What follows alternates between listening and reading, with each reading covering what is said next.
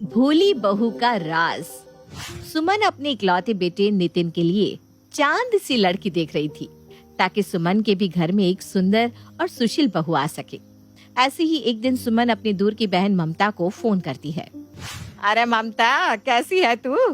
क्या बात है, कुछ दिनों से ना फोन ना हाल समाचार, सब खैरियत तो है? हाँ हाँ जीजी, सब खैरियत से है। बस कुछ शादियाँ लगातार पड़ गई थी, उसी में बिजी थी। अब आप तो जानती है ना, जहाँ मैं नहीं वहाँ शांति से शादी नहीं। हाँ हाँ, बहुत अच्छे से जानती हूँ मैं तुझे और तेरे काम को भी, इसीलिए तो आज मैंने तुझे याद किया है। क्यों जीजी, तुमने भी मन बना लिया क्या कि इस साल नितिन का लगन करवा कर रहोगी? वरना तुम भी मुझे जल्दी याद नहीं करती बिना अपने किसी काम के। अब क्या करूँ मेरी बहन, जैसे तू दूसरों की शादी करवाने में लगी रहती है ना, वैसे ही मैं अपने घर को संभालने में लगी रहती हूँ। पर अब सोच रही हूँ कि मेरे घर को मेरी बहू संभाल ले, इसीलिए मैंने सबसे पहले तुझे याद किया है। अब अपने नितिन के लिए भी कोई अच्छी सी लड़की देख, जिसके घर में आने से मुझे आराम मिल सके। हाँ हाँ जीजी, क्यों नहीं। आखिर नितिन भी तो मेरा ही लड़का है। मैंने तो तभी ठान लिया था जब नितिन ने जन्म लिया था कि नितिन की शादी तो मैं ही करवा के रहूंगी। नितिन की शादी की बात अब दोनों बहनें आपस में कर लेती है और ममता अपनी बहन से कुछ दिन का समय ले लेती है। कुछ दिन के अंदर ही ममता अपनी बहन अचानक से सुमन के घर पहुंच जाती है। अरे ममता, तू वो भी अचानक? जीजी, अब खबर ही ऐसी है कि मुझसे रुका नहीं गया, इसलिए मैं नंगे पैर भागती हुई आपके घर आ गई। आखिर इतनी अच्छी लड़की का रिश्ता मैं आपको फोन पर कैसे बताती? क्या लड़की? इसका मतलब तूने हमारे नितिन के लिए लड़की देख भी ली। अरे फिर तो तूने बहुत अच्छा किया जो तू नंगे पैर यहाँ भागी भागी आ गई। अब जल्दी से बैठ और मुझे लड़की के बारे में बता। कौन है लड़की, क्या करती है, उसकी फोटो तो लाई है ना साथ में?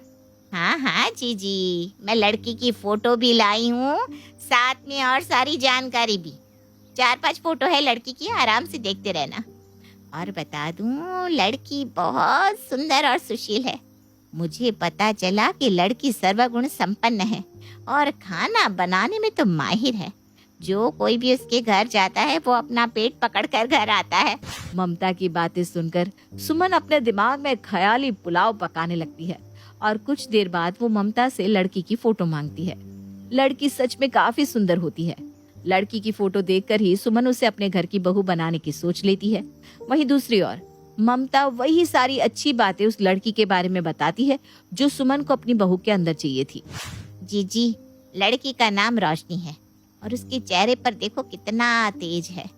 जैसा नाम वैसा ही सुंदर सा चेहरा। और तो और लड़की ने मास्टर शेफ सीख रखा है।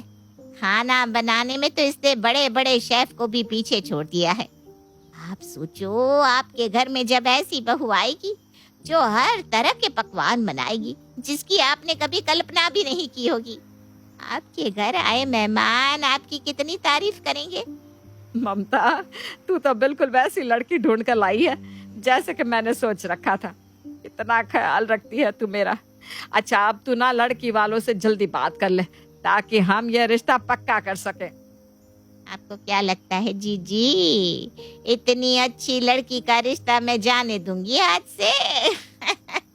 अरे मैंने सब सेट कर रखा है। मैंने लड़की वालों को भी समझा दिया है कि आप परसों अपने लड़की को लेकर उनके घर जाएंगे उनकी लड़की देखने। अरे अरे ममता, ये तूने क्या किया? तुझे लड़की वालों को ये कहने की क्या जरूरत थी? तू जानती है ना, हमारे घर में लड़का लड़की एक दूसरे को नहीं देखते। और मैं जाऊंगी तो कौन सा मैं भी लड़की को देखूंगी? लड़की तो फोटो में ही मुझे पसंद आ गई है। उसके हाथ का खाना खाकर बस ये रिश्ता पक्का करना है। ठीक है जीजी, जैसे आपकी मर्जी।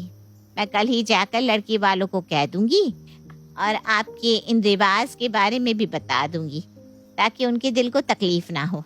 बाकी आपकी मर्जी। अगर कल को आपको कुछ बुराई नजर आई तो मुझे दोष मत देना।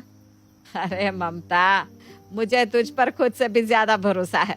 सुमन रोशनी से अपने बेटे की शादी करने की बात फिक्स कर लेती है और दिन गिनने लगती है। बहुत जल्द अब सुमन अकेली ही लड़की के घर जाती है जहां उसके सामने 56 प्रकार का खाना रख दिया जाता है। इतना सारा खाना देखकर सुमन को ममता की कई सारी बातें सच लगने लगती है। अरे बहन जी, इतना सारा खाना मैं भला इतना सब कुछ कैसे खा पाऊंगी? अरे बहन जी ऐसा मत बोलिए, सब में से थोड़ा थोड़ा टेस्ट कर लीजिए ना। ये सब कुछ मेरी प्यारी रोशनी ने आप सबके लिए ही तो बनाया है। वैसे आप चाहे तो आप रोशनी को देख सकती हैं और उसका टेस्ट भी ले सकती हैं। हमारी बेटी में कोई कमी नहीं है। अरे बहन जी, मैं जानती हूँ, मेरी बहन ने बताया है मेरी होने वाली बहू के बारे में बहुत कुछ, पर हमारे में भी ना कुछ रिवाज है, वो तो मुझे निभाने ही पड़ेंगे। मैं खुद भी नहीं आती, पर नितिन के पापा भी इस दुनिया में रहे नहीं, अब सब कुछ मुझे ही देखना पड़ता है। बहन जी अब बुरा मत मानना, पर हम आपके लड़के को ना एक बार देखना चाहते थे, पर हमारी बेटी ने जब से मना किया है तब से हमने भी अपने दिल को ये सोचकर समझा दिया कि हमारी बेटी आपके घर में जाकर खुशी रहेगी। हमारी बेटी रोशनी बहुत समझदार है, वो ना दूसरों का बहुत ख्याल रखती है। अपनी होने वाली बहू की इतनी तारीफें सुनकर सुमन के पैर जमीन पर नहीं टिकते और वो बिना कोई देरी करे रिश्ता पक्का करके चली जाती है। अब ऐसे ही एक दिन रोशनी के घर में छोटी सी पूजा होती है और जब सुमन उस पूजा में शामिल होने आई तो एक बार फिर उसके सामने बहुत तरह की डिश रख दी जाती है। इस बार का खाना खाकर सुमन को पक्का विश्वास हो जाता है कि उसकी बहू के हाथों में जादू है। अब इसी तरह से समय गुजरता है और बहुत जल्द रोशनी और नितिन की शादी हो जाती है। सच में बहू तो कितनी सुंदर है। तेरा ये चांद सा मुखड़ा देखकर आज मुझे बहुत खुशी हो रही है। मेरी बहन ममता ने मुझे सबसे अच्छी बहू दी है। माँ जी, ये तो आपका मेरे लिए नजरिया और बड़प्पन है जो मैं आपको इतनी अच्छी लग रही हूँ। अरे बहू, कितनी अच्छी और मीठी मीठी बातें करती है तू। अरे मीठी बात उससे याद आया, मैं तुझे यहाँ ये बताने आई थी कि आज तेरी पहली रसोई है ना, तो रसोई घर में जाकर आज तू ही सबके लिए खाना बनाना और तू आज अपनी कोई एक सीक्रेट डिश भी बना लेना बेटा। इतना बोलकर सुमन वहां से चली जाती है और रोशनी की एक बात नहीं सुनती। कुछ देर बाद जब सुमन किचन में जाती है तो वो देखती है कि सारा सामान वैसा का वैसा ही पड़ा है। रोशनी अपने कमरे में है। ये देखकर सुमन थोड़ा घबरा जाती है और रोशनी के कमरे में जाती है। अरे बहू, तू अभी तक यहीं बैठी है और तूने कुछ बनाना शुरू भी नहीं किया? तेरी तबीयत तो ठीक है ना? माँ जी, क्या बनाना था ये तो मैं जानती नहीं हूँ और मुझे ना खाना बनाना आता ही नहीं।